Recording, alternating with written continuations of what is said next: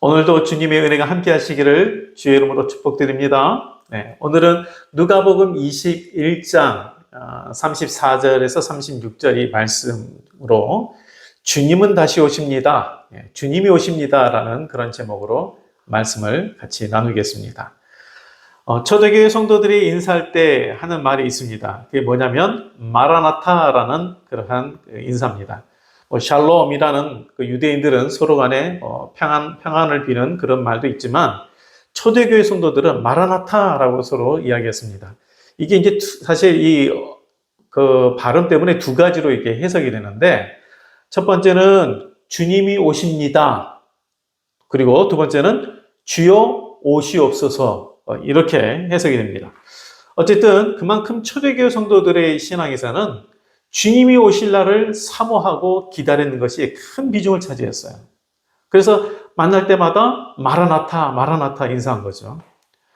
바로 그런 신앙이 있었기 때문에 큰 핍박과 환난에서도 그들은 믿음을 지켜냈고요. 하나님의 뜻대로 살았습니다. 자, 그렇다면 나에게는 이 마라나타라는 고백이 있습니까? 정말 주님이 다시 오실 날을 기대하고 있는가라는 부분이에요. 아니면 혹시 잊어버리고 살고 있습니까? 아마 소수이겠지만 재림에 대해서도 믿지 않는 분들도 있는 것 같아요.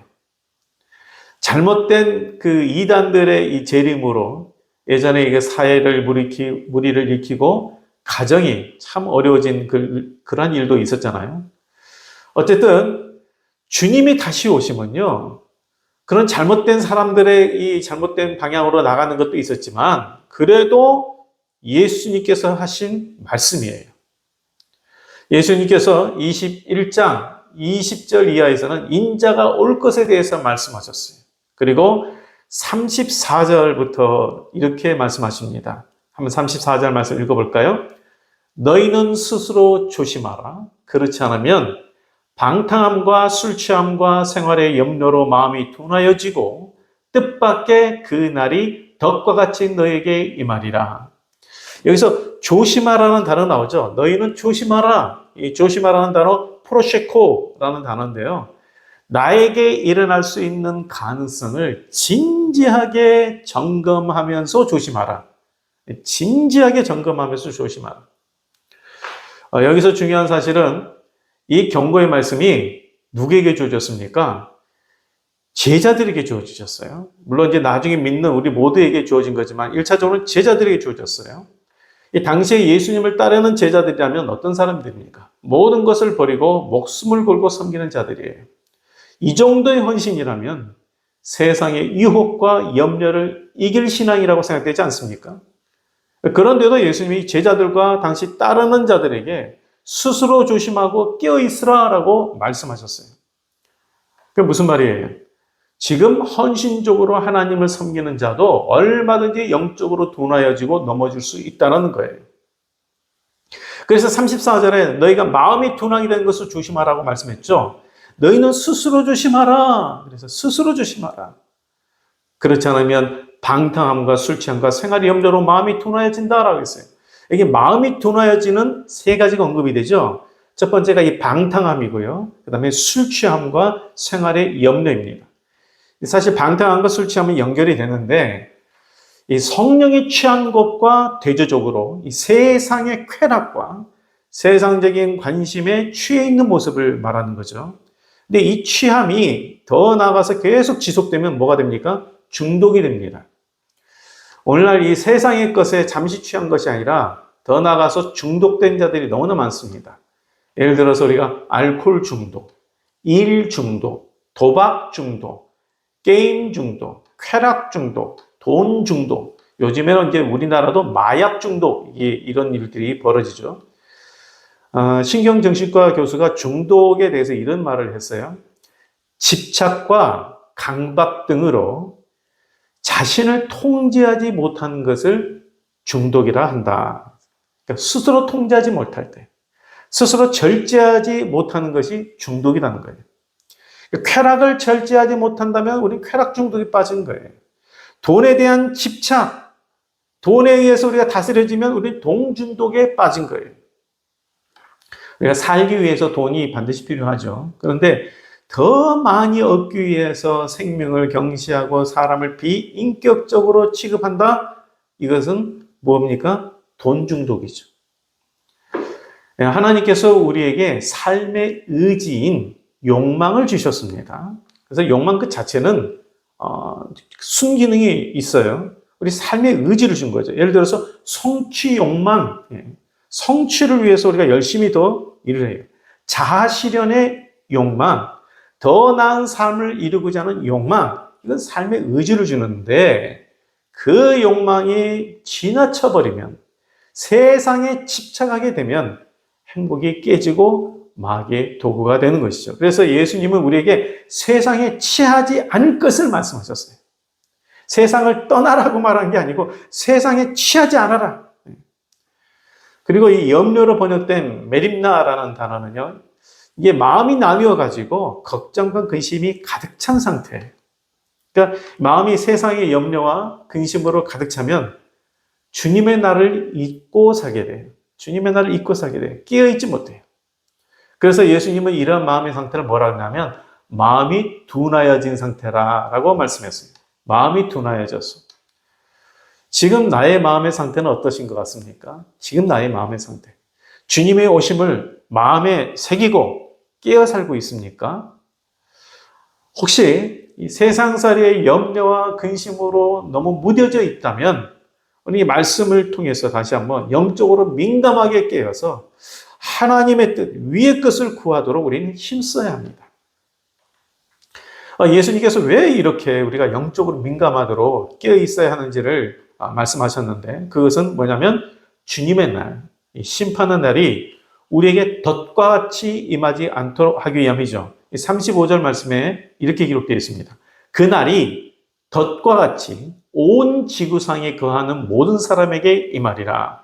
이 주님의 날, 심판의 날이 덫과 같이 온 지구상에 거하는 모든 사람에게 임하리라 라고 했어요.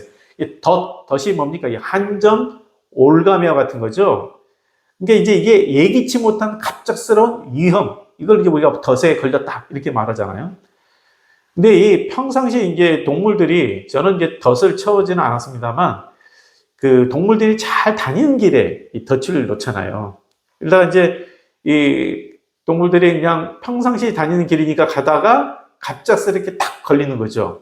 마찬가지로 우리의 마음이 둔하게 되면 이 주님의 날을 잊게 되고, 그래서 그냥 이 세상에 편안하게 살다가 갑자기 덫에 걸린 것처럼 그렇게 재난이 된다는 거죠.